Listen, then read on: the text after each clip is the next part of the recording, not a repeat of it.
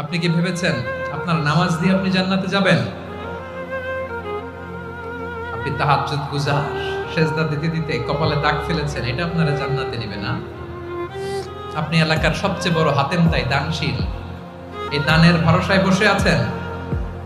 Question কালো না। আমাদের নামাজ, আমাদের রোজা, আমাদের ইবাদত, এগুলোকে মিজানের পাল্লায় উঠালে কোনো ওজনই হবে না।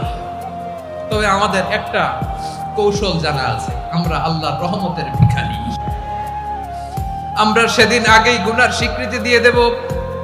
আমরা বলবো, আল্লাহ তুমি প্রশ্ন করার আগে তোমার একটা কথা বলি, আমারে কিছু জিজ্ঞেস করো না, আমি সব করেছি। এমন কোন পাপ নাই যে পাপ আমারে দিয়ে হয় নাই।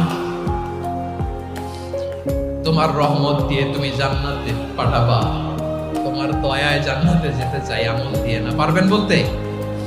কিয়ামতের দিন আমরা বলবো, আল্লাহ আমার আমল দিয়ে জান্নাত চাই না, আমি তোমার দয়া দিয়ে জান্নাত চাই। তোমার দয়া ছাড়া আমার কোনো উপায় নাই।